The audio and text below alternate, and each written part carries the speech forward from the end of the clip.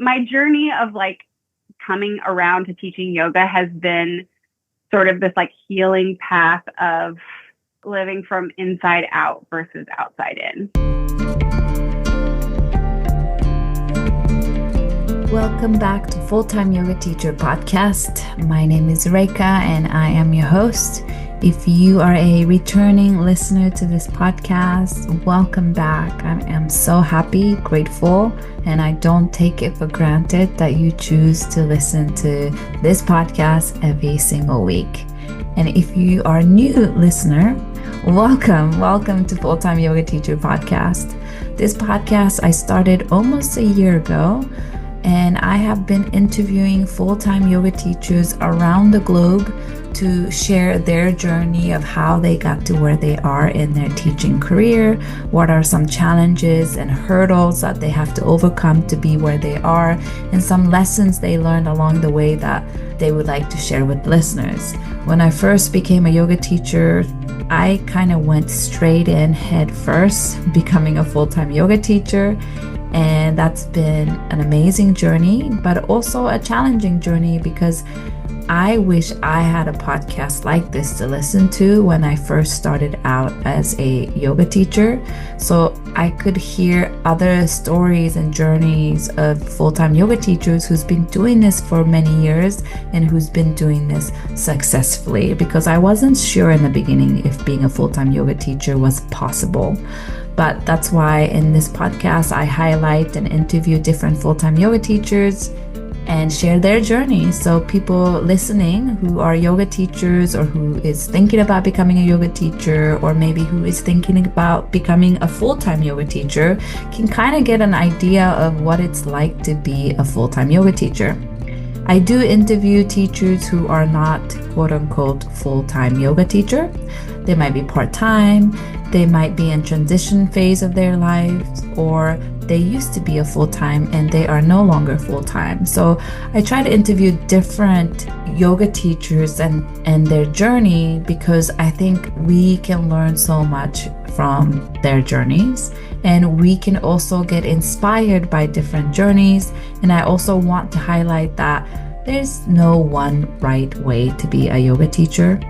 Being a full-time is also not the right way for every yoga teacher. Sometimes being a full-time is not going to be the best option for you. Teaching yoga part-time is going to be the best option, or anywhere in between. There's just so many different paths and journey that's possible as a full-time yoga teacher, as a yoga teacher. So that is what I'm trying to highlight in this podcast.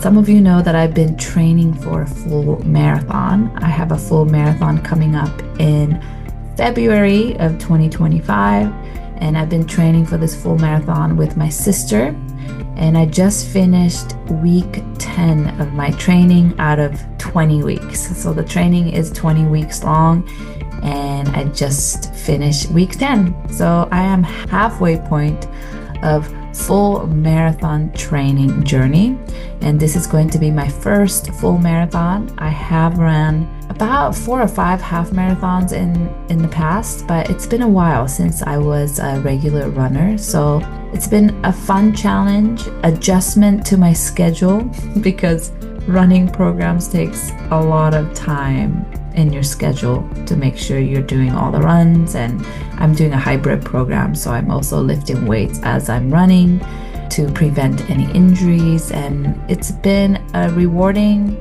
humbling, and beautiful journey of running. If you are ever interested in learning more about my full marathon training journey, I've been posting every week on my Instagram of my marathon training update. So if you like to see and get the updates, you're more than welcome to follow me on Instagram. My Instagram handle is @RekaYoga. I have a few announcements to make this week. I am teaching SmartFLOW 200-hour teacher training from February to May in Orange County, Laguna Niguel, at a yoga studio called Live Meta. And I am so excited, so honored to be teaching SmartFLOW 200-hour teacher training. And I get asked a lot, what kind of teacher training I recommend. And it's really hard for me to answer what teacher trainings I recommend because I have a really high standard, and I only want to recommend the teacher trainings that I believe in. And I can say with 100% from bottom of my heart that I believe in SmartFLOW 200-hour teacher training. SmartFLOW is a method of teaching and practicing yoga that was developed by my teacher, Annie Carpenter. And if you have ever taken her class, or if you ever have taken my class is heavily inspired by Annie's SmartFLOW method. It is very alignment based, it is functional, it is safe, it is intelligent way to practice. And I just can't explain to you enough just how much respect I have for my teacher Annie and the method that she has created, which is so amazing and intelligent way to teach and think about yoga practice. So anyway, if you are curious about this teacher training, if you're curious about practicing and learning how to teach yoga in a very intelligent way that is very thought out, I highly recommend SmartFLOW 200-hour teacher training that I will be co-leading with Shanti in Laguna Niguel, Orange County, Southern California, February to May 2025. If you have any questions about that, feel free to reach out to me. I will link the information on the show notes if you are interested in learning more about this teacher training. Another little announcement I want to make is I also get asked a lot about my online yoga studio. Some of you know that I have my own online yoga studio. I started my online yoga studio during the pandemic, and it is still going strong. I love my online business. I love my online studio. I love my students. I love the community I built. And that hasn't been an easy path because when you have your online business, you have to be somewhat tech savvy. And I'm not very tech savvy, but what made it really easy for me is Offering Tree. So Offering Tree is a all-in-one platform that I use to host my online yoga studio. That is my homepage. That's where my online yoga classes are located. People can see my schedule. They can register for my classes. They can pay for my classes. They can pay drop-in, sliding scales, donation-based. They can be a monthly member with monthly automatic subscriptions. This website just can do it all, do everything that you would want the website to do if you have an online yoga studio or online offering. It even have on-demand libraries, so I upload all my classes on there, and my students, my studio members can easily go onto that website and click and watch the class recordings that they missed, or past workshops, or even tiny webinars. They can all watch that on my online library. I use this website for my mentorship group as well. So my mentorship group can join my Zoom classes. They'll get my Zoom links. They'll even get reminder emails from my website with the Zoom link. They can even book one-on-one call with me. So there's even feature on Offering Tree where you can share your availability and people can book one-on-one session with you, and it'll automatically create Zoom link for that. I do that with my podcast interview as well. Whenever I interview somebody for the podcast, they go on my website and they book available time slots to do this interview. So everything is easy on this website. Everything is all in one. You don't have to keep paying extra costs for all these extra things. Everything is all included in one platform, and you just pay annual once-off fee. And believe me when I say I did a lot of research before I chose to use Offering Tree. So believe me when I say I did all the research to compare the quality and the pricing of different website hosting platform to see where I want to host my online yoga studio.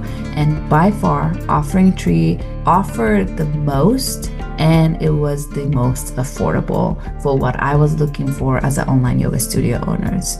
So if you want a website that is also your homepage that does scheduling, they do booking. You can have your classes on demand library. You can sell a monthly membership or class packs. You can do donation based. You can do sliding scale. You can do it all on this website. So if you're a yoga teacher trying to have your online yoga studio, or maybe just want to offer a few Zoom classes, or want to offer online courses, class series, or even sell some of your recorded content, Offering Tree is the website that you want to use. And I'm saying all of this because I have a link for you if you're interested in using Offering Link. If you use my link, you're going to get a discount on whether you choose to do monthly or annually. There'll be a discount that you can receive if you use my link. And I think you can get 1 week free trial, so you can try it out. It's pretty simple to use. And even if you're not very tech savvy, Offering Tree makes it really easy to create a beautiful website. So if you have any questions about Offering Tree, please let me know. But I'll put the link on the show notes that you can click on to receive the discount if you do decide to use Offering Tree. There's a discount for the whole year if you sign up for it. And if you choose to do monthly, there'll be a discount for the first 3 months. Now, let's get started to talk about this week's episode. This week, I got to interview and have conversation with Dre. Dre and I met during the time that I was assisting Annie Carpenter's 200-hour teacher training. If you have been a long-time listener of this podcast, you probably know, because I used to, every week, I used to give you an update on I'm in Oakland assisting my teachers, Annie Carpenter's 200-hour teacher training. So if you remember those times, it was last year around February. I was going back and forth between Oakland and Long Beach to assist my teacher, Annie Carpenter's SmartFLOW 200-hour teacher training. And there was about 5 assistants in that training. Some were joining us online because they lived in Australia, like June. I interviewed June, if you remember her. And others were also coming from Seattle or LA. So Dre was another certified SmartFLOW yoga teacher who was based in Seattle, and she was coming to Oakland to assist Annie's 200-hour teacher training, just like me. So that's when I got to meet her. And it is always so heartwarming and almost like an instant connection whenever I meet Annie's students, Annie's dedicated students, especially someone who is also SmartFLOW certified teacher, just like I am, because that means she is just so dedicated to this method of yoga, teaching and practicing. And she is just a ball of light. When I met her, she was, I think 6, 7, 8 months pregnant. And she was still coming to assist every other weekend with me. And I just learned so much from her because I just loved watching how she practiced yoga, even with her belly. She had so many amazing, unique, creative way to use props to still have this amazing, beautiful, strong practice. And she really opened my eyes on how, with pregnant and evolving, changing body, how you can still practice SmartFLOW. You can still practice this strong, mindful, aware practice of yoga. So, Dre, I really, really, really, really appreciated watching you practice and also help students. So I got to have this conversation with Dre. Like I said, we're both SmartFLOW certified teachers, and we just have so much love for Annie and SmartFLOW method. So whenever I meet somebody like that, we just have an instant connection because we respect a very similar type and style of yoga. And I feel like I can relate in so many different ways when when we speak about teaching SmartFLOW yoga or SmartFLOW inspired yoga. So Dre is a certified SmartFLOW yoga teacher based in Seattle. With over a decade of teaching experience and 500 plus hours of study with SmartFLOW yoga, she is one of a handful of certified SmartFLOW teachers worldwide. Dre's teaching combines anatomy, mindful movement, and self-compassion to create a practice that is both grounding and transformative. Currently, she balances her limited teaching schedule with a life as a mother to a baby and toddler, embracing yoga as a source of nourishment and alignment. I hope you enjoy the conversation I had with Dre. It was such a heartwarming conversation, and I just learned so much from this conversation, and she really left me with a beautiful thoughts and golden nuggets to hold on to and think deeply about. So I hope you enjoy this conversation I had with her, and I will speak to you on the other side. Welcome, Dre, for coming to join me on the Full-Time Yoga Teacher podcast. I'm so excited that I get to have this quality time to chat with you today. So tell the listener, where are you joining from and where are you originally from? Thank you, Reka. I'm so excited to be here with you. I am joining currently from Seattle, Washington, which is where I live. And I am originally from the suburb of Chicago and have made my way here through many different cities and countries, but from Chicago to Seattle. Okay. I didn't know that you're originally from Chicago. My mom recently bought a house in Olympia, which is not too far from Seattle, right? Olympia, Washington? Yeah. Yes. Yeah. So Awesome. I'm going to be renting it out for a few years before she moves in after but I'm very excited to have her move there. That means I can go visit more often, because I feel like Washington's so, from what I know and seen, it's so beautiful. The nature, it's just so magnificent. Yeah, it's so beautiful. How long have you been in Seattle? I've been here for 6 years. Okay. I moved here to be with my partner, now husband. He's lived here his whole life, grew up here, and very connected with like the mountains and the water and the outdoor access. And his family is still here. If I was going to be with him, it was going to be here. And I had a vision that I was supposed to be here with him. And that brought me here 6 years ago. And it's like a magnificent state. Yeah, you've got the mountains, the water, the desert, the islands. It's just like so alive. And there's a lot of diversity. Yeah. I love it. Where were you when you first became a yoga teacher? So when I first became a yoga teacher, I was living in New York City. I moved to New York after graduating college. And yeah, I took my first 200-hour training the summer before I started my first real job, in air quotes. I had 3 months after graduating before my start date. And my oldest sister, I'm the youngest of 3 girls. So my oldest sister was living in New York as well with her husband.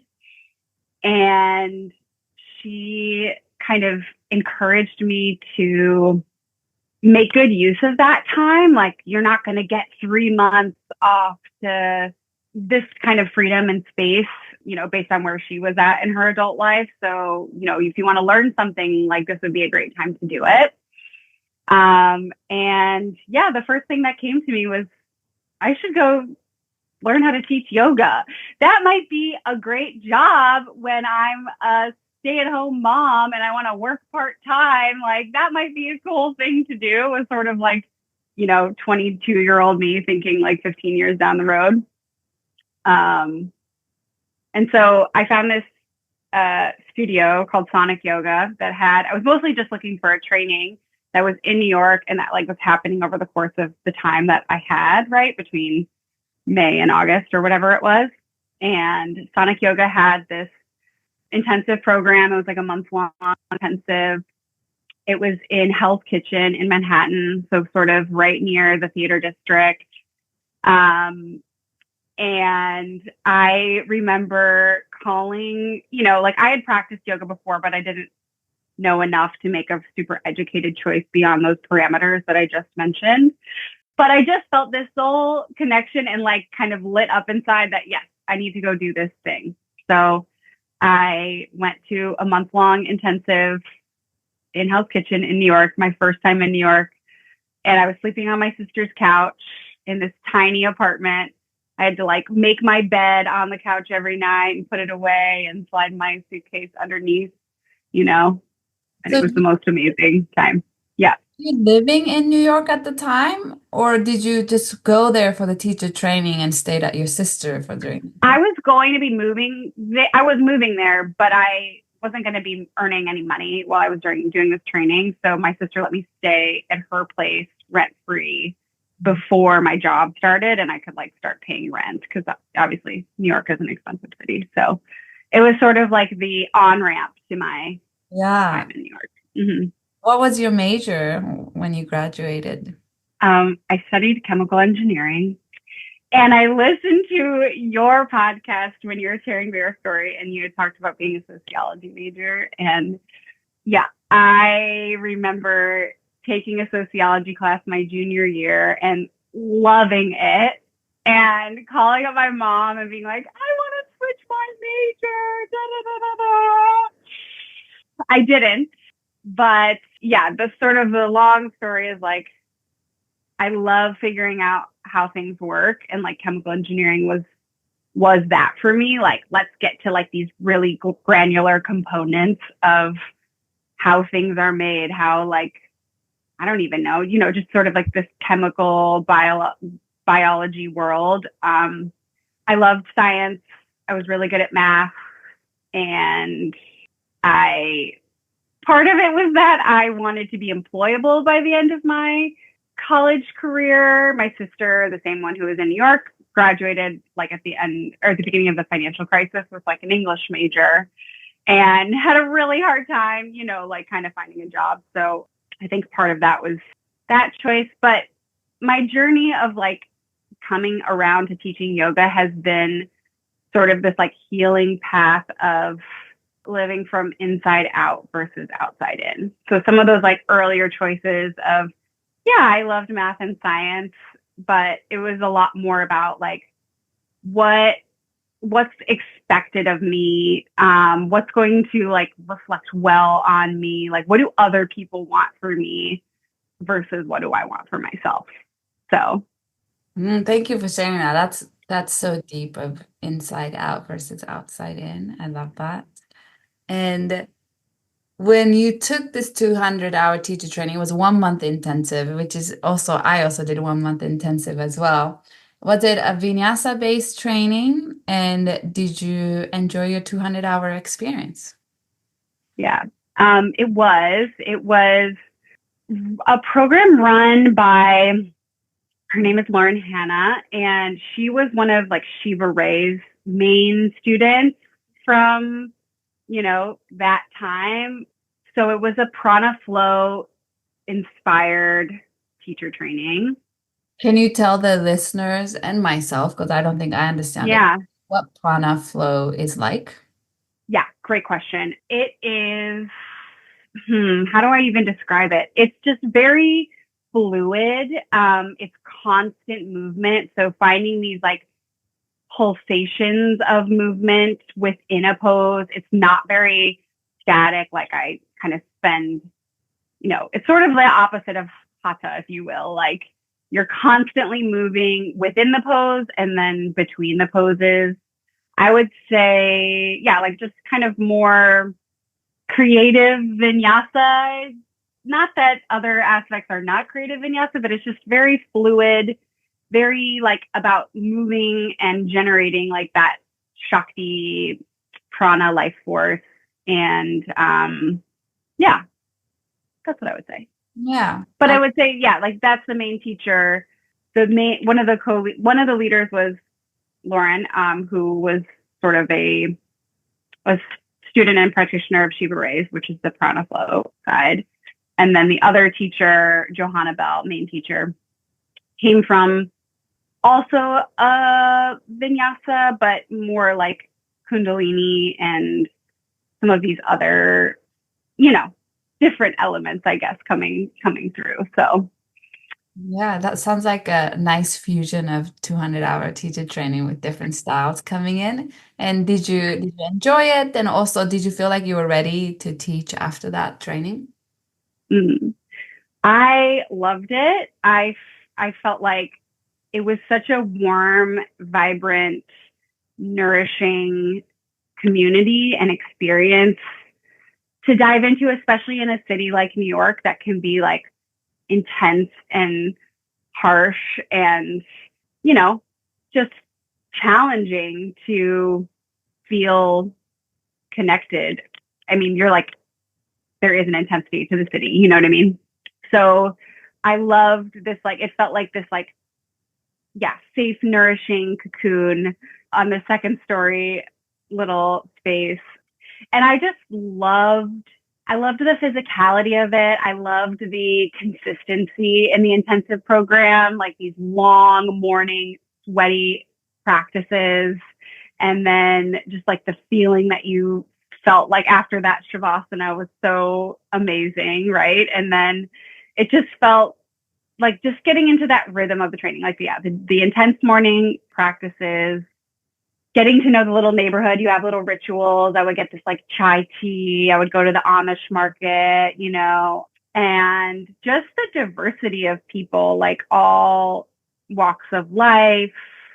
Very like I didn't grow up in a family or an area that like had a lot of examples of people choosing more creative or alternative paths, I'll say. So, being where I said it was located in Hell's Kitchen, like there were some performers in the Lion King who would be like practicing next to us. Maybe they weren't in the training themselves, but just on the average Saturday class. But just like having that creativity and these performers and people who are like dedicating their lives to what I perceived as more of the inside out path, and just seeing that was possible, I think was really powerful. Did I feel ready to teach? No, I immediately signed up for their 300-hour afterwards. No, I think the hard thing with any teacher training is you're learning from somebody and you immediately compare yourself to that person. And it's an impossible, like it's a person to be inspired by, but it's not a person to compare yourself to in terms of like capabilities. So I think different personalities maybe have different approaches to that. And mine was one that I always felt like this, only until recently, this, I need more. I need to learn more. I need to do more. I need to practice more. And I think there is, obviously. You just need to get out there and do it. I remember feeling inspired to try, and whether that, and like wanting to always, like, I was just like, I would be in somebody's living room and I would be, practicing, or I would be on a lunch break with whomever, like people at work, and I would be like teaching a little something or other. So I remember feeling like this sparkle of like wanting to learn it again through teaching it, and like keep that practice of teaching like from the very beginning, but it was also incredibly terrifying. Yeah, I can definitely relate to that. It is scary. You just have to like do it. Only way to get through that insecurity or imposter syndrome is you just have to go through that discomfort and just teach until you feel, Yeah. a little bit more comfortable and confident, and you just have to keep doing it. Kind of going back a little bit, I know you said that you were interested in taking a little break from graduating from your university, and before going to work right away, your sister Yeah. advised you to do something now. If you want to learn something, do it now. This would be a great part-time job when I'm stay-at-home mom. But was there any other like a moment, or is there a moment, it doesn't have to be one moment, but where you've realized that, oh, I want to become a yoga teacher, that spark that happened inside of you? I would say no, I just loved yoga. I just loved the sanctuary of the studio, of the practice.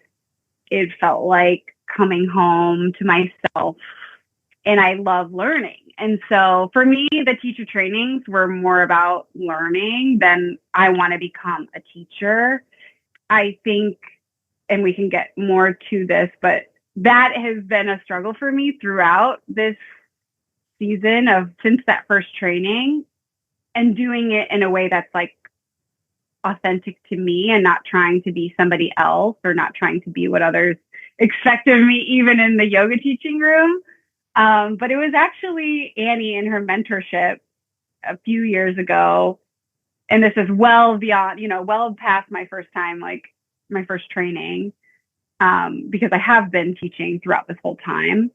But I remember, just kind of expressing still some hesitation at like, why do I have to teach it? Why can't I just learn it? Why can't I just study it? Why can't I just practice it? Like, isn't that enough?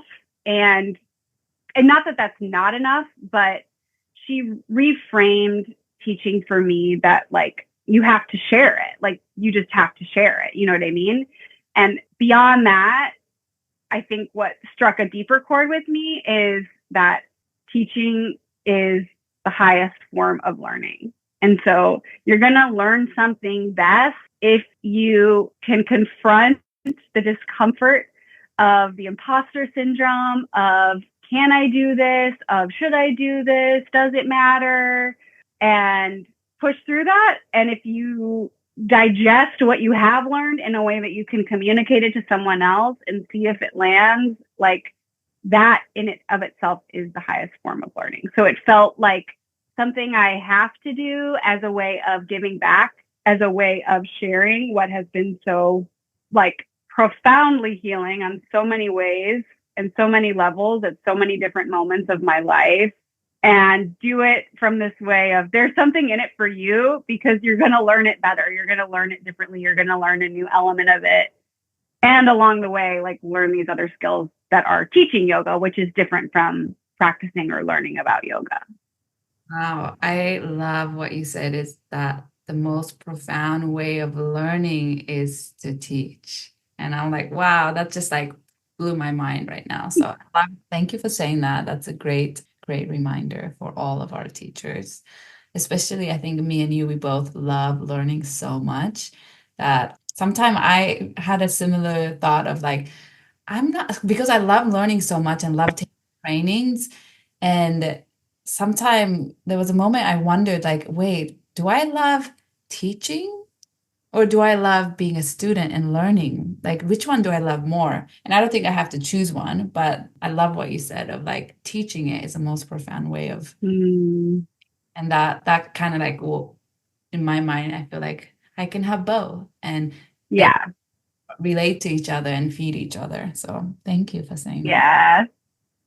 Okay, so you said you signed up for 300 right away after your 200. And by that time, you have moved to New York. Did you start working, and were you kind of teaching on the side? What did your life look like? Yes, I started my professional job out of school, which was a consulting job that had me traveling. So I would leave for work on Monday morning, go to the airport. I would leave New York, go to my project site. I would live elsewhere Monday through Thursday. And then I would come home and I would teach on the weekends. And like the training modules for the 300 hour were also on the weekends over the course of maybe a year. I think it took me dispersed throughout the seasons. So for those first several years, it was teaching on the side. It was making my way, inching my way out of, what do people want from me? What do I perceive people to want from me? What do I perceive as like other people approving of my life choices, and like learning that, the only person who cares as much about my life as I'm the only one who cares about my life as much as I care about it. You know what I mean? I'm the only one who knows. And even the decision to move to New York, like, for example, I love both my parents dearly, and they're still my parents. So we all have our like things. And in my household, like my dad was the one who there was one right way to do everything from like cut an onion, fold a sheet, have a life. It felt like as a child of like my interpretation of that. And so I remember like he didn't necessarily approve of the choice of like even moving to New York City. Right. And that felt like the first, oh, wow, like choosing something for me that's not for him. And that felt really like scary and empowering. The yoga teacher training, another step of I'm choosing something for me and not for him, but like this feels expansive and not limiting, right? And like intrinsically good versus like the praise and the whatever else that felt affirming about the outside in way of living. That lifestyle was like, I guess it's sort of representative of, I had these like separate lives, right? Like I have this like professional life where I'm like one way, I guess, which I was still myself, but it was just, I felt this need to climb this corporate ladder and, you know, just have this adult life that was maybe not what I wanted because I didn't even know I could want this other thing. And then I'm kind of nourishing this other thing on the side and building a little bit of confidence that I do know what I want. I do know how I feel. I can make choices for my own life. I can disappoint people. And I feel like the teaching yoga journey throughout this is like integrating all these different parts of myself until I am one person. I have multiple aspects of my life and they can all like serve each other. Does that make sense? Yeah, no, I think what you're pointing out is such a great perspective. And also, you're sharing that I think a lot of listeners can relate to. Because I think there's some full-time yoga teachers that I interviewed who they kind of all had, some of them had kind of like transient life already. You know, they had worked this job, that job, maybe seasonal job, which I think I put myself in that situation. So kind of like floating into teaching yoga just kind of worked for me. Right. But there's so many people listening and just also still living this way. And you know, there's nothing wrong with it, where you have Yeah. a full-time job that is like paying the bill and that it's like Yeah. providing. And from that place, it's a lot harder to transition to become a full-time teacher because this thing is so stable and teaching yoga is usually not so stable, especially in the beginning, you know? Yeah. So I love what you're sharing, your journey and your experience, your life journey of that, because I can imagine it must be really challenging, not only the pressure from others or what we put on ourselves that we think others want from you. Yeah. Also, it is like moving into full-time teaching isn't the right choice for everyone. And also Right. timing is also a huge thing too with full-time or not. So I think you're bringing up such a great point. And also, I want to applaud you for having that full-time job during the week that you're traveling. And then on the weekend, you're teaching. And on the weekend, you're taking your 300 hours. So that just kind of shows how dedicated you were to really wanting to, you were invested in yoga. So, Yeah. And I think you bring up something too related to these, you know, there's more than two paths, but this idea of somebody who has less of that corporate structure, stability, even, you know, financial expectations and like lifestyle expectations. Because it does feel like a big shift from that world towards full-time teaching, even in like your expectations of what full-time teaching is going to deliver, right? Or recalibrating your own, even it's sort of like everything, right? Like it's your community, right? If you're living in this like professional is maybe not even the right word, but you know what I mean? If you're living in this other more corporate world and you're surrounded by all these other people who are living a similar life and you're choosing something else, it's like choosing to live on a different country in a way, you know, and like, okay, now all of a sudden I can't afford to live in this same place. Or I guess the other thing I was going to bring up is like, you're bringing that mentality with you into the teaching yoga, where maybe it's not so helpful to just say like, yeah, now I'm going to blast it out, which we can get to because I did this. Now we're going to blast it out and I'm going to go completely burn out and try to find as many classes as possible and try to make as much money as possible, and not as much money as possible, but you know what I mean? Like, just like pack out your schedule and kind of, I think for me, when I did make that jump, like it felt like, because I had been teaching part-time on the weekends, to now I want to be a yoga teacher. What does that even mean? But in my brain, moving from this corporate job to, and with yoga on the side, to know I want like there to be more of this in my life, felt like, well, now I need to be a full-time yoga teacher, because, and full-time yoga teaching means I can pay my rent, I can, pay my way, I can pay for my food, I can pay for my bus ticket. It means supporting my life through this thing and making that come out of thin air and as fast as time as possible, because that's just the headspace I was in, I guess. Yeah. So I want to hear about that specific transition. And I think I can think of few people in my life that I know who's also either thinking about making that transition or are going through that transition now. And I also know people who made that transition and went back to the corporate world. yeah.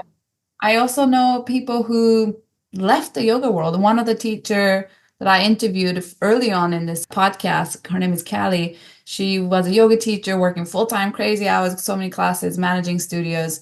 She decided she wanted to become a yoga therapist. She became a yoga therapist and later realized she wanted to become an OT, occupational therapist, because she didn't want the hustle anymore. She just wanted to work for a hospital, clinic, get paid, have a salary, have 401k. And I think that's what this podcast is about, to highlight different path and different decisions and what led different teachers to make those decisions, and not making full-time is what everybody should be, or part-time is not. You should never quit being a teacher. I just want to highlight different path and journey. And one journey, whether you're full-time, part-time, or used to be teacher, no longer, there's no one path that's better than others.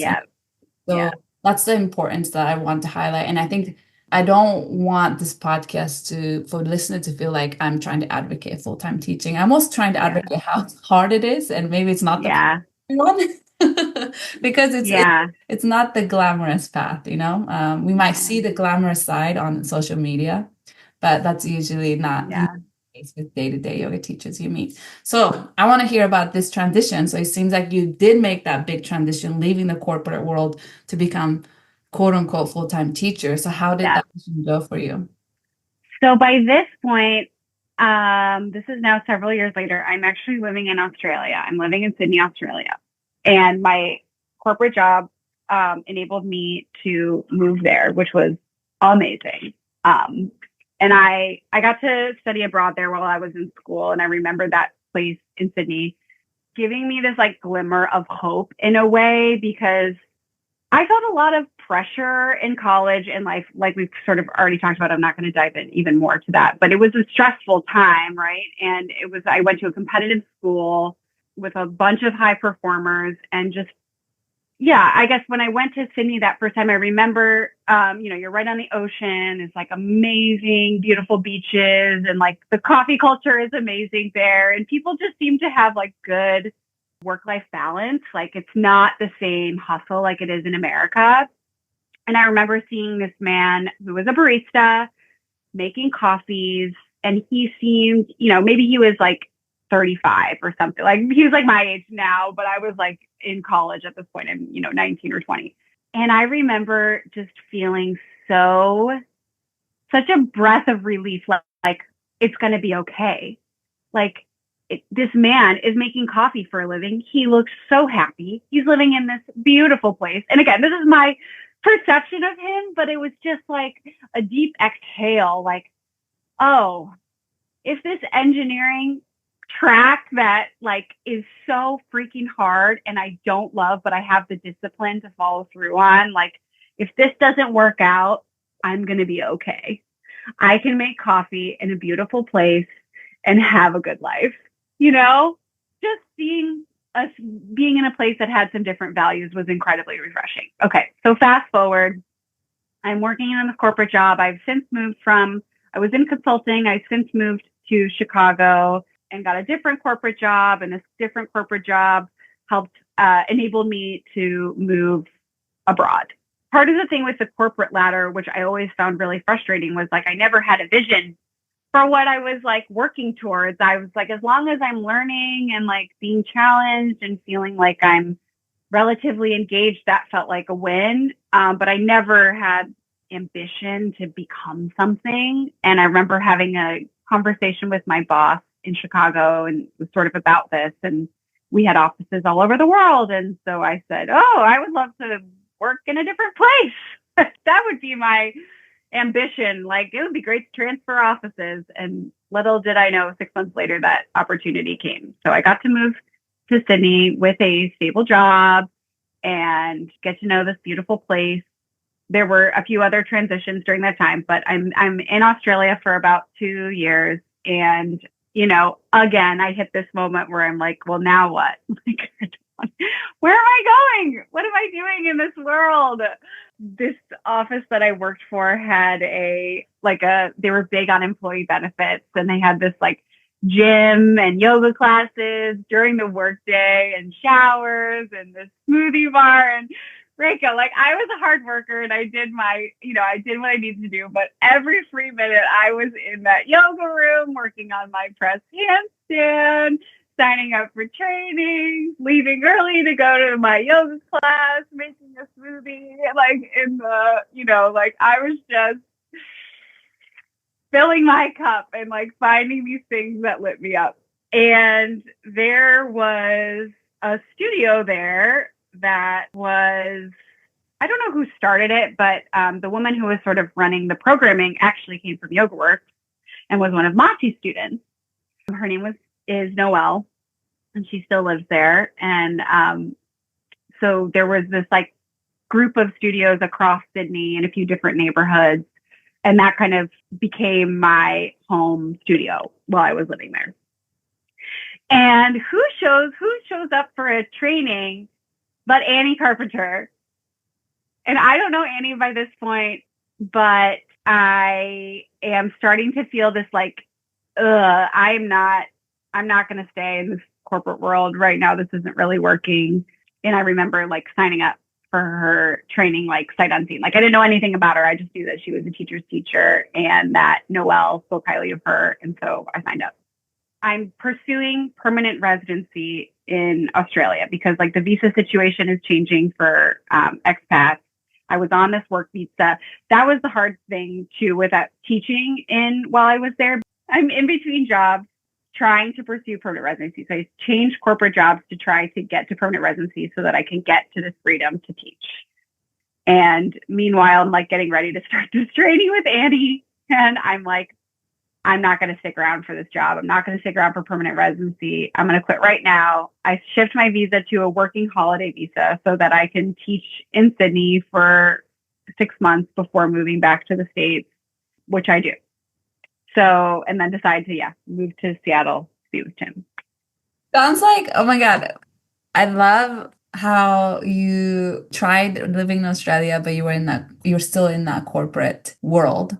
And then you just knew, like, I think your body knew that you didn't, that's what you wanted. You're trying to figure out all these different ways to teach again, because that's what you wanted to do. And I think from hearing you, it sounds like there was a lot of felt pressure from your family and maybe your network, your friends, family, coworkers to quit the corporate job and pursue yoga.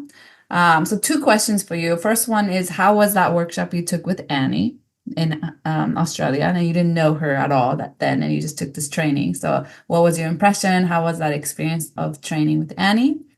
And how did your family, friends react to you choosing this path of quitting corporate and pursuing yoga?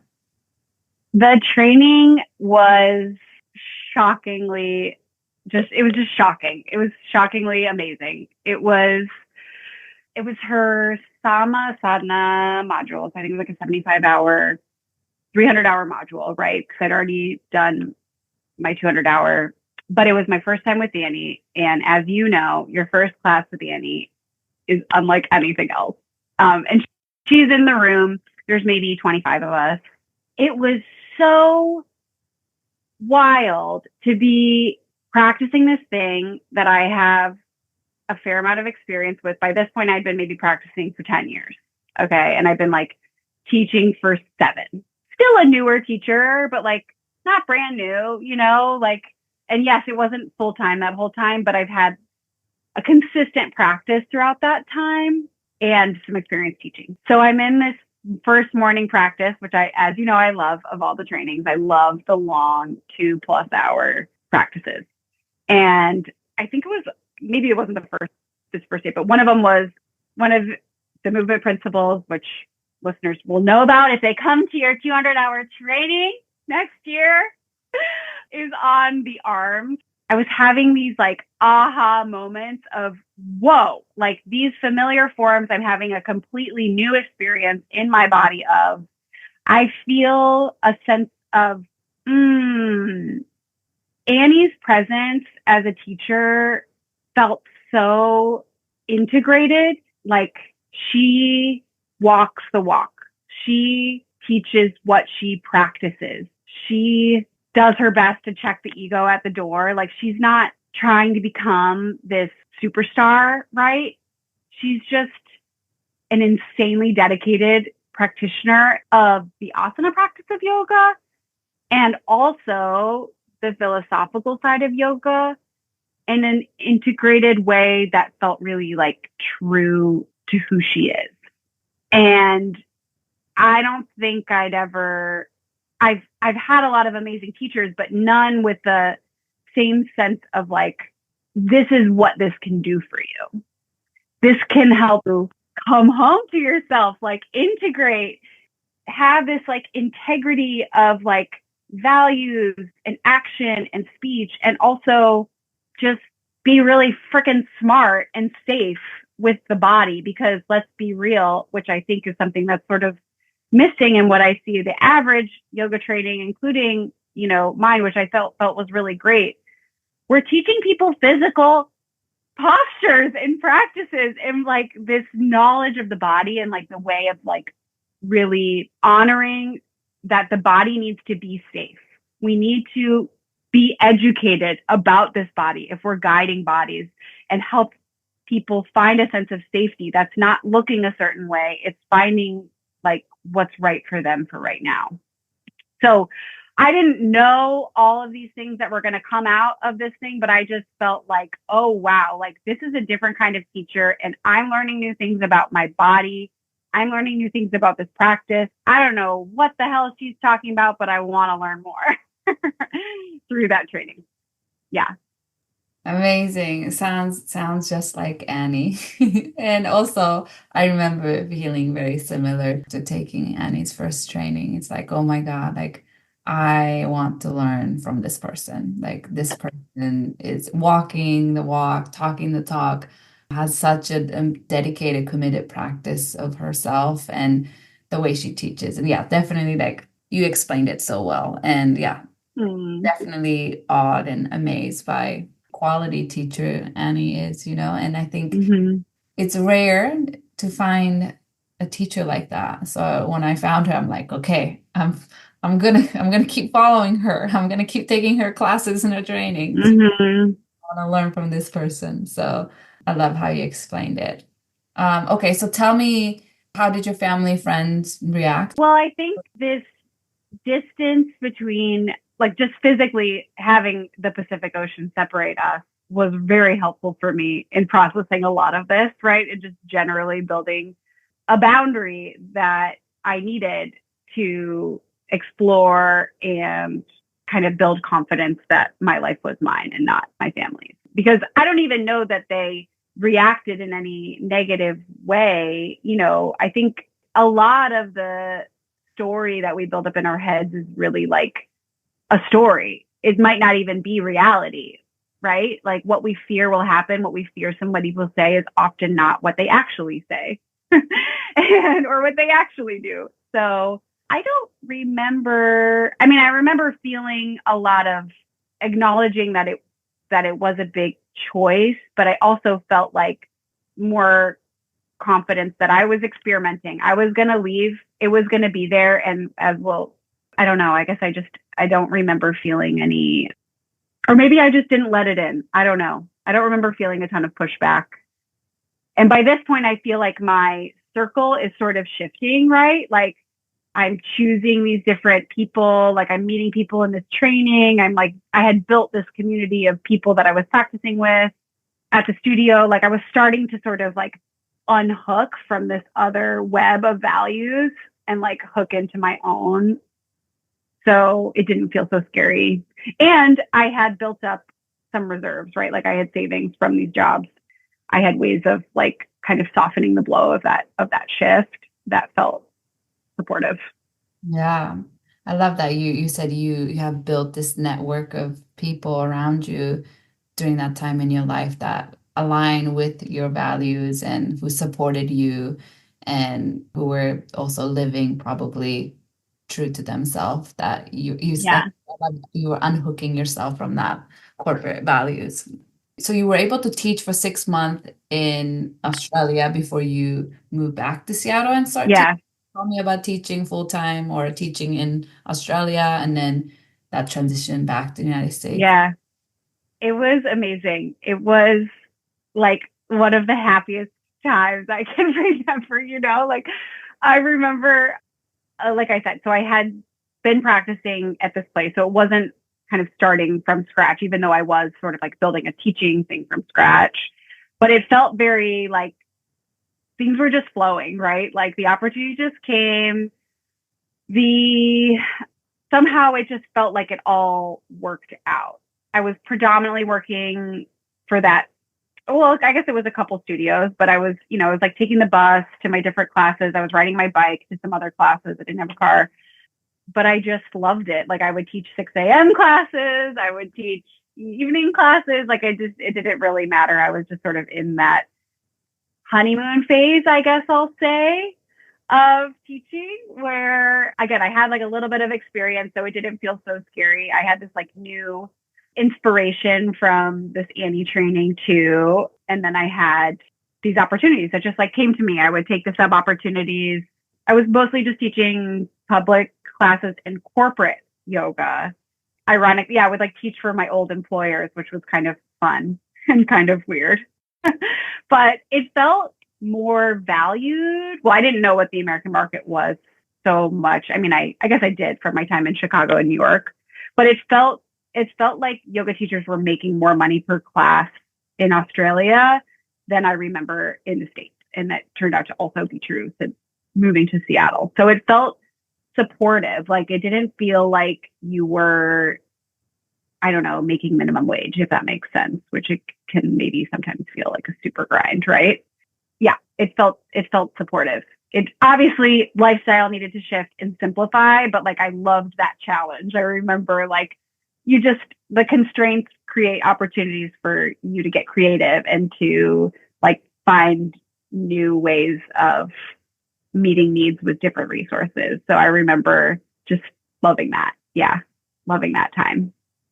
It being really scrappy. And I kind of think I felt like there was an end point to this moment, right? Like I kind of had it time bound, and I knew that I was going to be moving to Seattle to be with Tim, or that's what I thought the direction that I was going. Like I was like, as far as I know, this is going to be time bound and I'm going to be moving. And I wanted to experience full-time teaching before I moved back to this new place to like try it on for size, right? Like, do I even like this?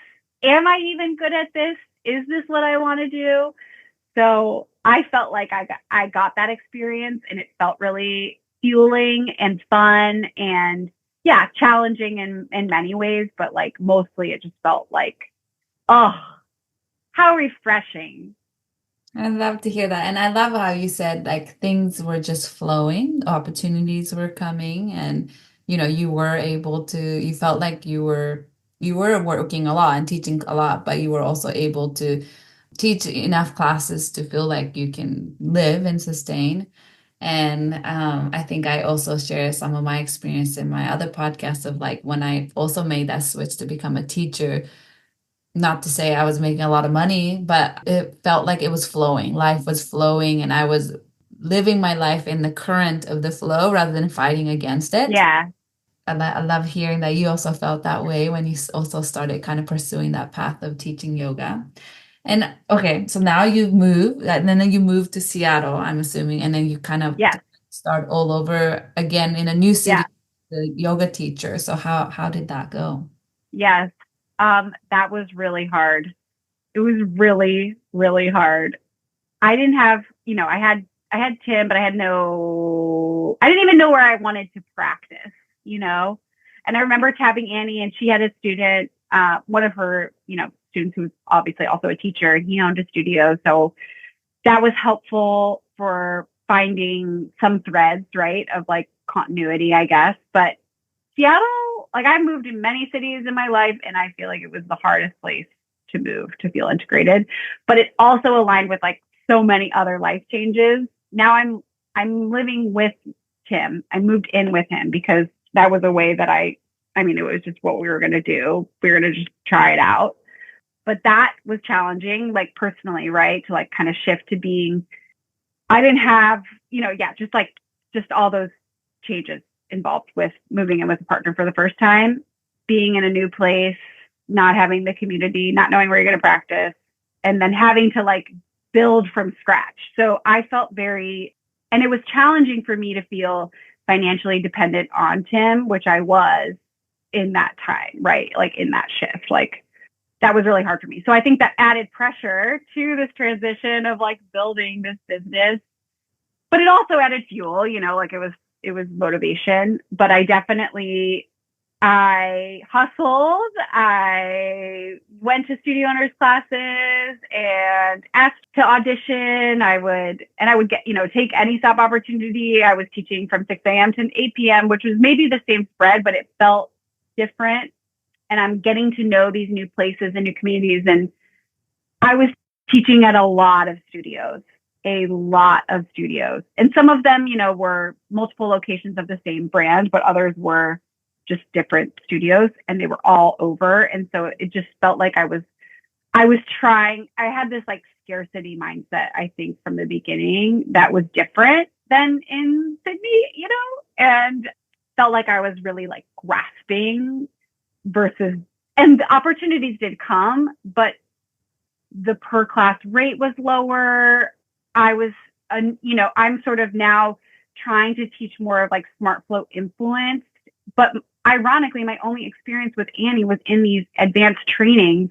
And as you know, from being in her trainings versus her regular classes, I don't think I realized at the time that there was a differentiation in the way that she conducted an advanced training versus led her regular weekly classes. So I was still like integrating this knowledge from these trainings that was like different from what was like mainstream, right? In Seattle, there was a lot of hot yoga, a lot of Baptiste, like power flow, a lot of like set sequences, Bikram studios that sort of like died and had a new life after Bikram.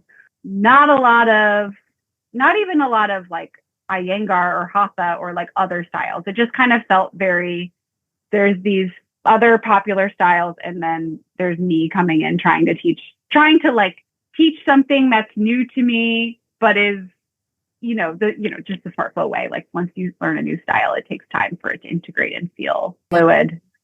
I could relate to that part of like trying to teach this SmartFLOW inspired classes in the city full of people who just want hot, fast, power, unique, loud dance sequencing yoga. Yes. That has been, I think, my ongoing challenge is maybe it's also, I think part of me feels like maybe it's also the pressure I put on myself. Like I'm assuming that's what students are wanting, Yes. and I'm not giving them what they want. Yeah.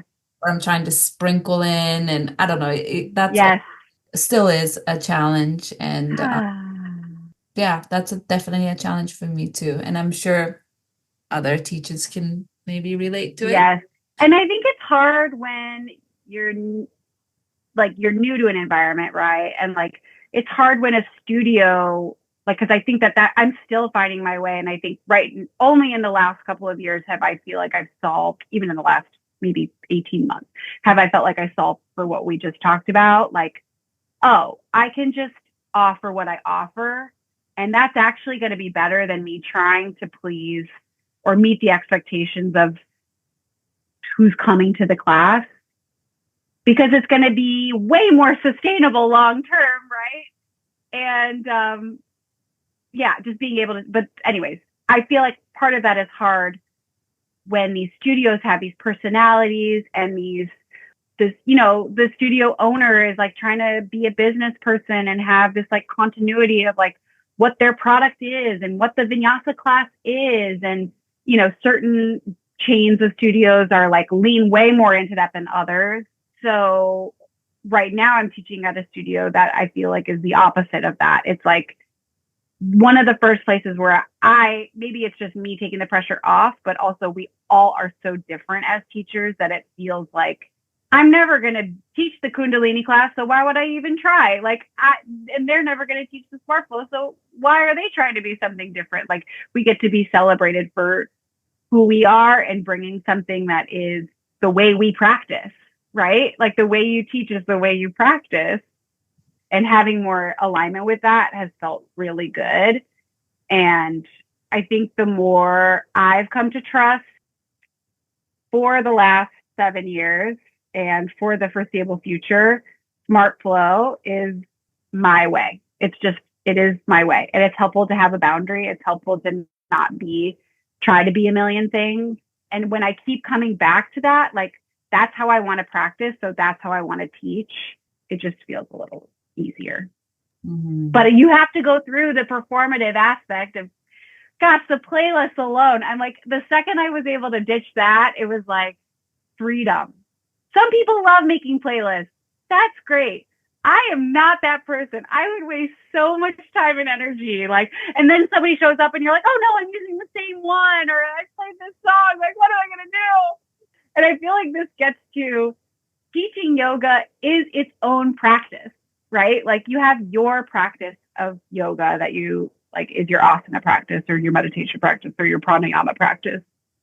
And like, the teaching side of that is its own thing, and it's going to have its whole own arc, and it's going to like parallel so many of the different things from your yoga practice of like, wait, why can't I do that bind? Why can't I do that arm balance? Oh wait, it doesn't matter.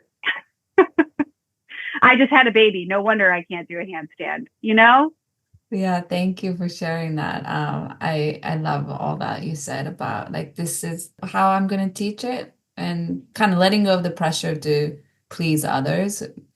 I always tell myself and anybody, like my mentees who ask anything, it's like, if you teach the way that's true to you, that is true to your heart, you are going to lose some students because they're going to prefer another style. But then student who's going to find that your true teaching, they'll keep coming back. And those are the ones that you want to attract. So it's okay. Right. Natural weaving out process happen. That is a good thing, because you want to attract the students who's attracted or who likes your teaching style. Yeah. And you're not going to be everyone's teacher, and that's a good thing. That's a positive thing. There's so many teachers. Yeah. I have a question. So now you said you kind of tried that hustling full-time in Sydney and as well in Seattle. Tell us a little bit about like, how many classes were you teaching? And I think you told at the beginning there was, I don't know, maybe I just made this up, but there was a burnout that happened because you were teaching so many classes. So can you talk a little bit about that? Because I feel like that is something a lot of teachers go through in the beginning, or just kind of like maybe go through that burnout and teaching too many classes. Yeah. So yeah, share us a little bit about that. Yeah, I think in Sydney, maybe I was teaching like 15 classes a week. And again, that was spread out over studio group classes and corporate classes, but they were paying more per class than in the States. And I did feel like I was still able to like practice myself with that schedule at that time, in that place, in that stage of life. In Seattle, I think I was into 20s. I don't know. And I was also now studio, private. I don't think I was doing so much corporate yoga in Seattle. No, mostly just studio group classes and privates. And yes, I mean, I mentioned the hot studio thing because most many of them were at least like warmed, maybe not hot, but I'm sweating constantly just from standing in the room. I have several changes of clothes in my car.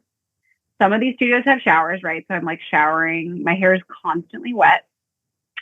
I'm driving all over town for the 6 a.m. private, to the 9 a.m. studio class, to the other side of town for the noon. I am a puddle on the floor by the end of the day. Like nothing left. Nothing left. Okay. And I think this gets to like something I think is really important in addition to there's no one right way is like, you're the only one who's going to know your limit, and you're probably going to find it by passing it.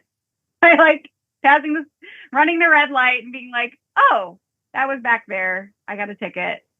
I think in my mind, I had to be full time and I had to have a full roster. And I don't even know, like even the idea of like whether a class went well or not being like, how many people showed up? Did the same people who came last week come this week? Being very like metrics driven, which like can be helpful, but coming from my headspace of like this like corporate world and like shifting over, it felt like a lose or just like not really what was important, especially in that like early building time. I completely burnt out. So much so that I had to just cold turkey stop. I had to just like, I don't remember how long it was. Maybe it was a year and a half into that. It was just like, I can't do this anymore. First of all, I lost my practice, which was the whole point, right? Like it's like the foundation. It's the anchor, right? You teach what you know, you teach what you practice. And if you're not practicing anymore, because I had no energy to do so. And like when I was home in between, I was napping in the middle of the day because I'd been up since 5 and like working till 8 or whatever it was. So yeah, I just felt the need to, okay, yeah, wow, I passed 50 red lights and I need to like go back to square one and like take a breath and figure out a new way forward. So I actually did. Like I completely left teaching and maybe I kept a class or two, but I got a corporate job. I was working remotely and I just felt like I needed to reset. I needed to like get out of that headspace of like the pressure of being financially dependent on my partner. I needed to just, kind of take a step back, go back to something familiar, which ironically, because I had spent a lot of years and whatever, like it felt a lot easier to go back to a corporate job, right? And have some different, and not have it like take over, still have some, get back to my practice, still feel like, I guess, more true to myself in that sphere. But I needed to do that to get my practice back. I don't think I could have done that and continue to teach full time. Like I needed to like calm my nervous system, like, let's go back to meeting some foundational needs and then we can go back to giving to others or like expressing this part of my life as a teacher. Yeah, wow. Thank you for sharing that. I think I've heard of other teachers also hitting that burnout point and like quitting cold turkey and like needed a few months of not teaching or transition to another job and it's so true. I think this is just I think it's such an important part of the story to be shared with people listening and teaching. Yeah, it's I wouldn't say easy, but it's common to get lost in teaching so much that we're burning ourselves out and we don't have enough time for our own practice. We don't have enough time for our own, like even just like thoughts, like to be able to think Yeah. constantly on and teaching and working. So I'm so happy that you knew that, like you didn't kept going and like kept losing your practice and just teach it kind of as autopilot, but you knew that and you stopped, went back to corporate job so you can get your self-practice back. And I think that's such a strong and very aware and also courageous decisions to make. And I'm sure, I don't want to put words in your mouth, but I'm sure it was the right decision at that time to like really you said like reset for your nervous system so you can come back to yourself and your practice again. Yeah. Yeah. And yeah, Thank you. Yeah, I agree. It was definitely the right choice for that time. And I feel like I needed to recalibrate also, like, there still was this big performative element to being in the room, like wanting to people please, wanting to be liked, that didn't feel like what it was all about. So even though I was doing the thing, right? Like I was teaching the full-time thing.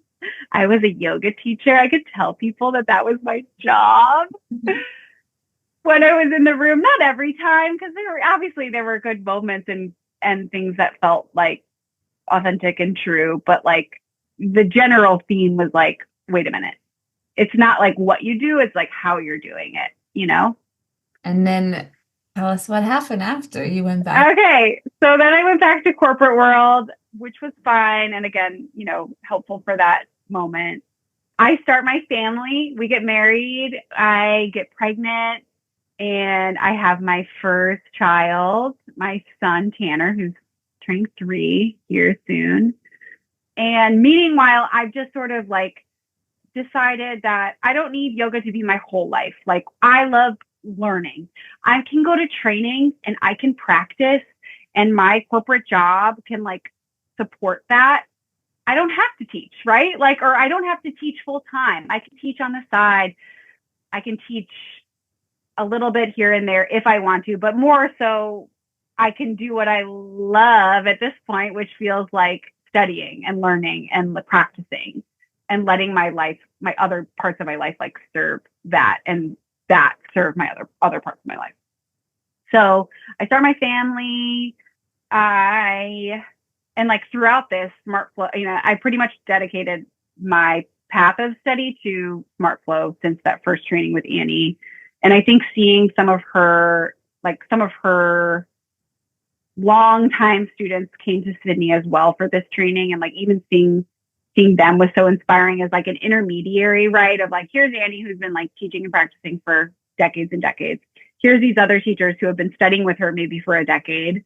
And then here's me who's just showing up in my first class. So I felt this, here's where you like, for maybe the first time of what I was talking about before, of like an ambition of where do you want to go? Like, oh, here's a pathway, and like, here's where I can get to just in my own like practice of knowledge of the body and like experience in sort of physical practice.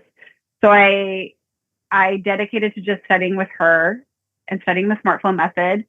I like did my 300-hour, and Tiffany Russo came to Seattle to lead a 200-hour SmartFLOW training after I'd moved here. And so I was like, obviously I'm going to sign up for that. So I just kind of dove in again, kind of on the side. I start my family. I'm still in the corporate world. I'm in this job, and I develop chronic pain and insomnia, which I really truly feel was related to this most recent job and telling me to get out. And SmartFLOW truly like helped me heal my pain. It was a lot of like psoas and like SI related pain. And so just another, you know, I guess experience of affirmation that this is like really a powerful way of supporting our physical bodies, which support the rest of our lives. So I sort of get through that chapter, and end up going back from the medical leave, seeing if I can like continue in this place. And then I get laid off like 4 weeks later. The company goes through a round of layoffs, and I'm on the list, and I am like, oh, okay, I'm not supposed to be here. So I leave, obviously, and I'm on like unemployment from being laid off, and like I'm starting to like search for a job, and I'm just like, I'm not going back. Can't go back to this corporate world. So I go back to teaching basically at that point. And I needed to do it in a boundaried way. I don't think I knew what a boundary was when I was trying that like Seattle hustle. So I started so small. I started with one class at one studio, 10 minutes away from my house, showed up every week, kept my practice with Annie. Like by now she's teaching virtually, right? So I can like join from my house. which is huge. And I'm like, this was actually, yeah, like I think I signed up for the mentorship right after I got laid off too. And this takes us back to the conversation earlier of like, why do I even need to teach? And feeling like, oh, I teach because it's given so much to me, and I teach because it's an opportunity to learn again, learn the material again, learn it better, learn it different, learn in a different way, integrate it in a new way. And by this point, I've now been studying with Annie for several years, and I feel like you never feel like you fully grasp all of it, but I feel a little more confidence that it's not just, it's like more living in my body and not so much in my head. And I'm able to like share it in a more digestible way. And I'm seeing it in the room, right? Like I'm seeing these students like respond to it and come back. And it's like magical. And doing that in this very boundaried, contained way, because now I'm a mom. Now my life looks really different. But it was just like, it was flowing in its own way, you know, like, and it just felt so nourishing. And I think that became like a new marker for me of not how many people show up for your class, how much money am I making, how many classes am I teaching, what do I say when people ask what I do for work? It became, is this nourishing for me? Is this true for me? Am I able to be my authentic self in this room? Can I keep my practice? Those became like the new markers of, yeah, does it fit with the rest of my life? Yeah, that was amazing. It was hard. It was hard to like restart, but it was amazing. Yeah, I love what you said of like, it's not about the metrics of how many people come to your class, how many classes you teach, how much money you're making, but the question of, is this nourishing for me? And does it fit into my life? I think that's such a powerful switch that you were able to make the second time around coming back to teach again. And yeah, I'm very inspired by that. And sometimes feel like it is nourishing, the work that I mean, it always, it does, it's very nourishing and Yeah. it's very satisfying and purposeful, but sometimes I also fall into like work, and not having enough time for myself, not just only practice, but sometimes I just feel like I don't have enough time that I'm pausing to like let my mind just settle or think, you know, because I'm just always go. So I really resonated with what you said, and I'm definitely gonna try to practice that or think about that as I go on with my working life. But I want to hear about, because I do have listeners who's also a mom. Yes. Or somebody who's maybe possibly thinking about becoming a mom. They might be wondering, seeing other teachers do it, or also try to balance being a mother and being a yoga teacher. How has that been? How has that worked for you? How has it been challenging for you? What are some, wisdoms that you would like to share about mom and a yoga teacher? Yes. Yeah. And I think as we look at the teachers who inspire us, like who are the top of their craft, right? Like Annie being a great example, but there are many others. And many of these people don't choose to have a family.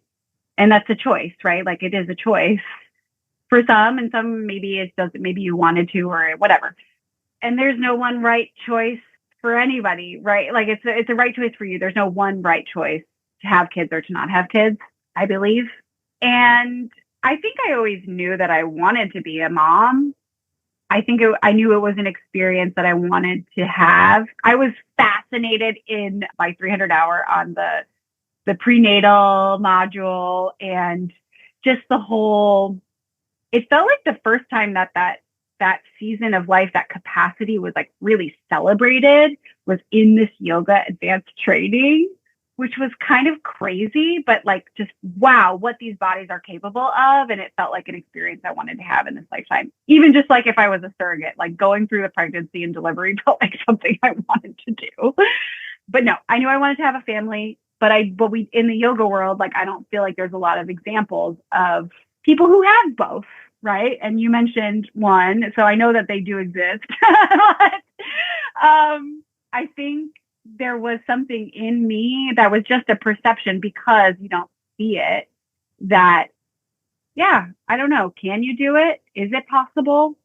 And maybe even like what success looks like as a yoga teacher of in my mind early on of what you can become on the cover of Yoga Journal, teaching internationally, leading trainings, and like maybe we're going to talk in 5 years and all of these things are going to come true with me as a mother. But there is grieving, letting go of what you think will be in when you become a mother, whether that's like what you think being a mother is going to be like, what you think your child's going to be like, what you think your life is going to be like there's this perception, projection, and reality to like, I think a lot of our experiences, right? And some of it is like better than we expect.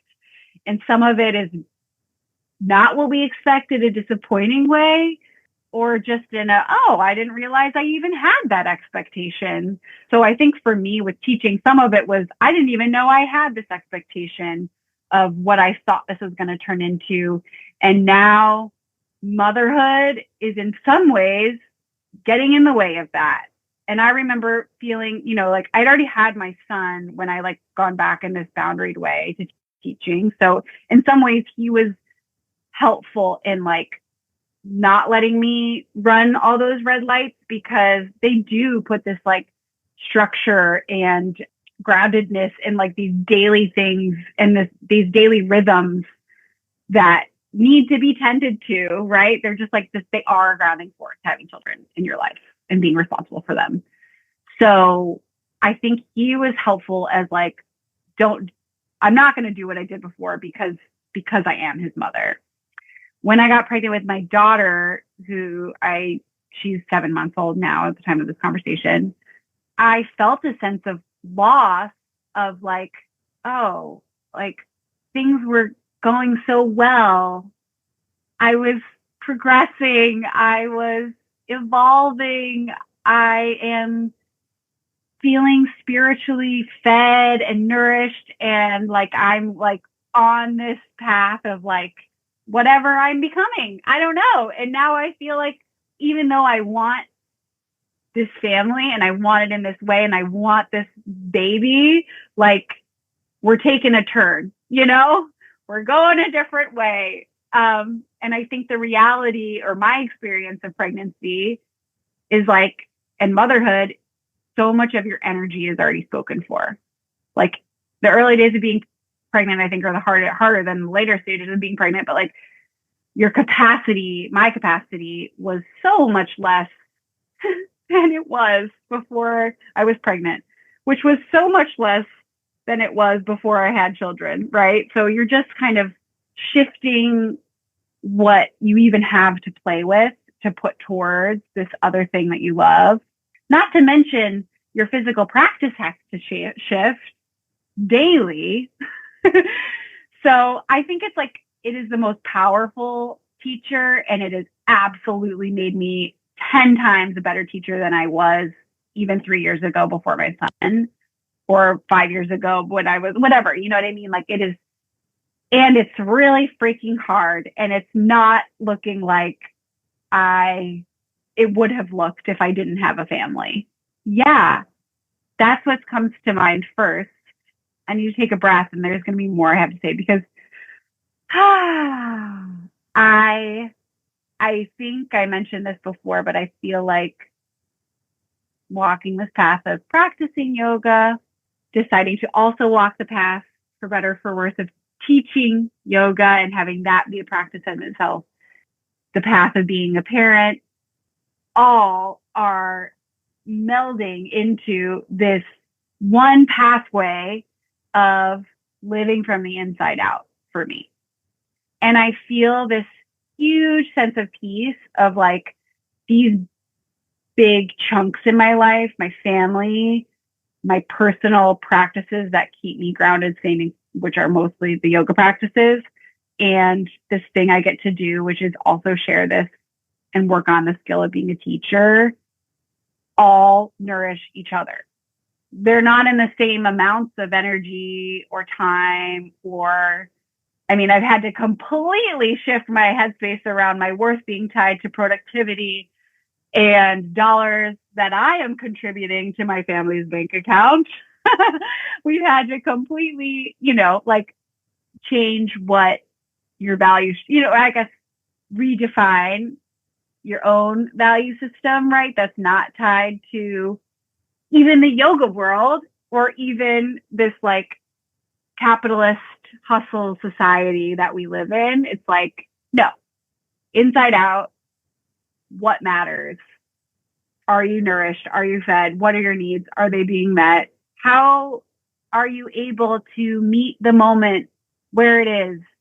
What sucks about it and what's liberating about it, Like, and I think the practice, my physical practice of yoga through being pregnant, postpartum is exactly that. It's like letting go. What do I have the energy for? What do I need? What does my body need? This is not going to look like it looked yesterday because my body's not the way it looked yesterday, and it's not going to look like tomorrow. So it feels like this like hyper speed version of maybe your lifetime, right? But it's like this moment of letting go of even what you loved about the practice because you felt a certain way, you felt strong, you felt open, you felt whatever. It's like, no, can I be with who I am today? Exactly as I am. Thank you for sharing all of that. I feel like I have to probably rewind and listen to that several times. But it was so profound and it was really coming truly from your heart and also your lived experience, When you said like, well, you want to become a traveling yoga teacher and you want to teach this conference and teach this retreat and teach this teacher training and travel and, blah, blah, blah.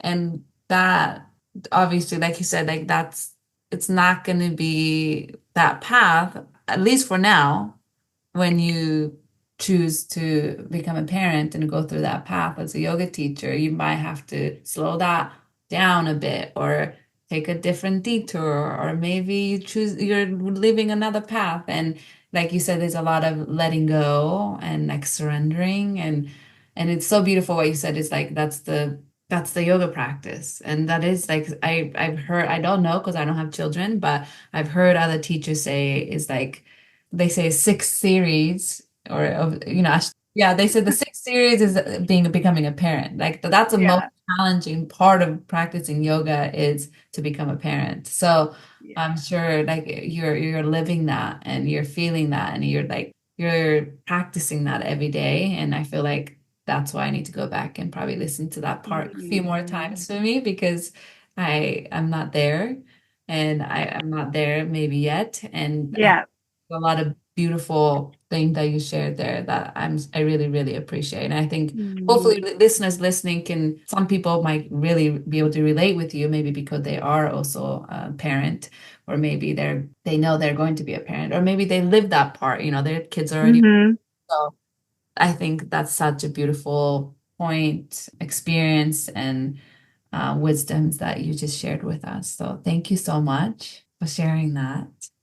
And I guess kind of wrapping it up, you kind of talked about success, and I would love to hear maybe you kind of have mentioned it bits and pieces already, but what does success mean to you as a mother and also a yoga teacher? Yeah, what does success mean to you? Yeah. Success means living from the inside out. It means, it just means being able to be who you are and be present. And I think like the who you are is like, are you in touch with the capital S self, Because I think this like inside out is like living from a self-led place, a spiritually like connected place that's like in this present moment, and maybe not 24 hours a day, but like, can you tap into that? Can you come back to that?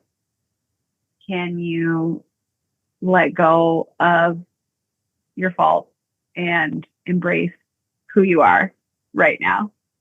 Yeah. In the yoga room, as a parent, as a friend, as a partner, that's my current definition of success. Thank you for sharing that. It definitely reminds me of what Annie always teach about, like presence and staying present with that.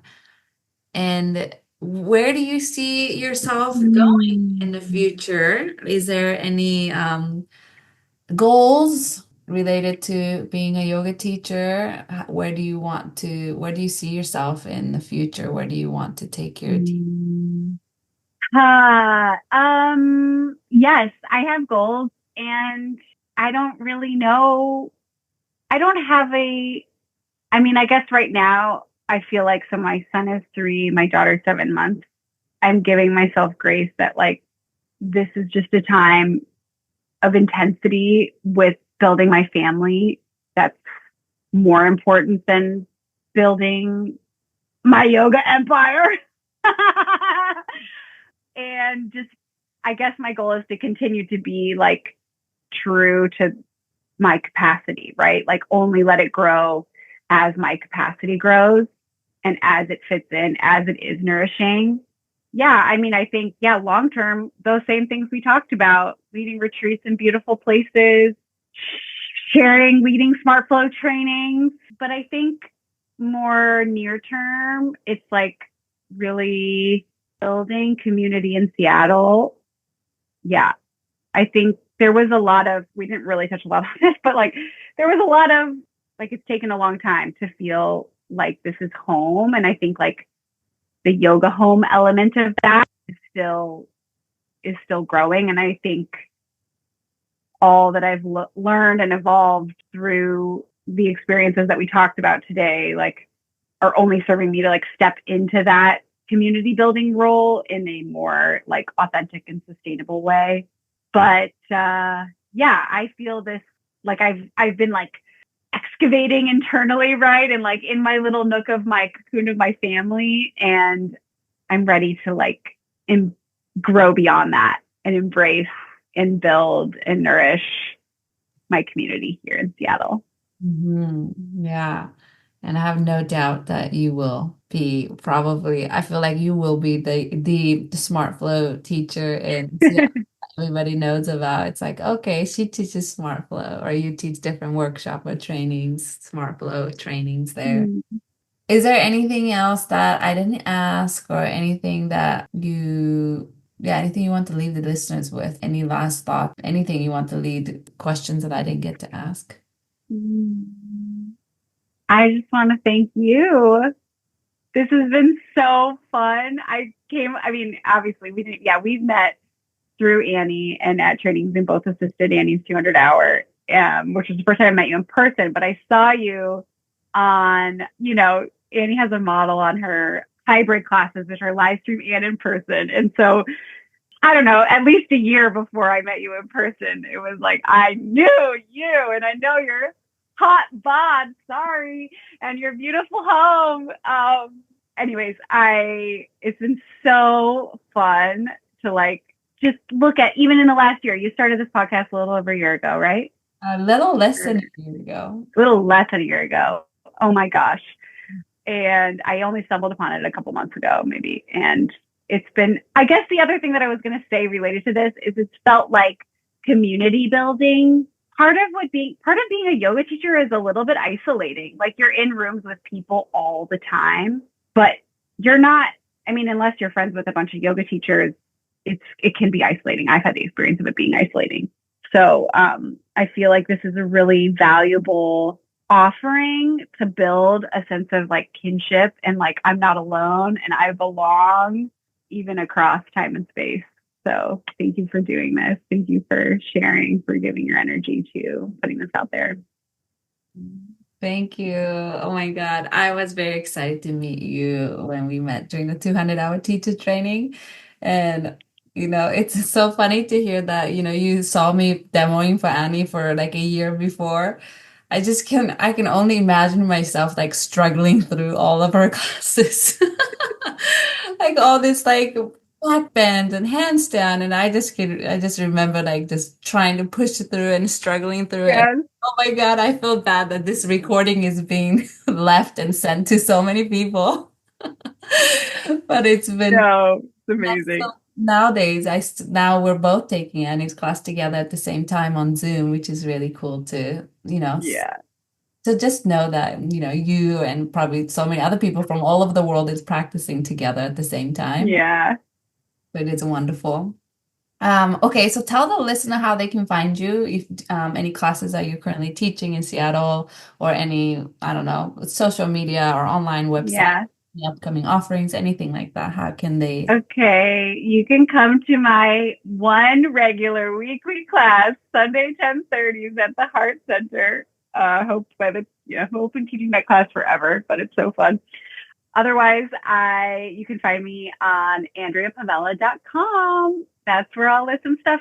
I'm not a big social media lady, so I do have a handle. It's called yoga_with_Dre. And you can find my website there, but I don't love myself when I'm on social media just for my own mental health. So I'm not going to be, as far as I know, super active there. So I'll make my website my hub. Thank you so much for sharing all of that. And yeah, thank you so much for coming on to chat with me. And I feel like I just always love having this kind of intimate conversation with people that even real life, sometimes we don't get to sit and have conversation like this for an hour or two. So I really appreciate your time. I feel like I got to know you more, and like I said earlier, there's so many beautiful things you share that I definitely will be reminding and listening to it again as I edit, and I can't wait to share this with the listeners. So thank you so much, Dre. Thank you, Reka. I hope you enjoyed the conversation I had with Dre. She had such an amazing share, and you can just tell and feel that she is speaking from her heart. She is speaking from her lived experiences, and there was just so much beauty, joy, bliss, and also growth that I was able to hear from listening to her share about her life and her yoga journey. And I'm just so grateful. I'm just so grateful that I got to have that conversation with Dre. And also, I'm so grateful that I can call her my friend, my SmartFLOW buddy, that we can nerd out about different movement principles.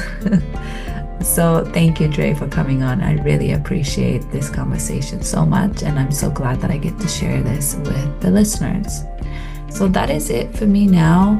If you want to stay connected with me, Instagram is the place I'm most active. My Instagram handle is @RekaYoga, and my website is www.rekayoga.com. That's how you can reach out, message me, see what I'm up to if you are not a social media person. But one last request that I have for all the listeners is please rate this podcast. There's a place you can just put stars on Spotify. I think you just go to rate and put 5-star review on this podcast. And if you're listening from any other podcast platform, there's also a way to review this podcast. So please rate and review. It's going to take you less than 2 minutes, and it's going to help this podcast a bunch. And please share this podcast with your fellow yoga teacher friends, or somebody that want to become a yoga teacher, or maybe your yoga teacher. So please share this podcast. That's going to help me so much, and it's going to help me to continue producing episode every single week. So if you have any questions, just reach out. If you have any ideas, thoughts, feedback, you are welcome to reach out to me. I love hearing from you, the listeners. So that is it for today. I hope you have a lovely rest of your day and week, and I will speak to you next week. Bye.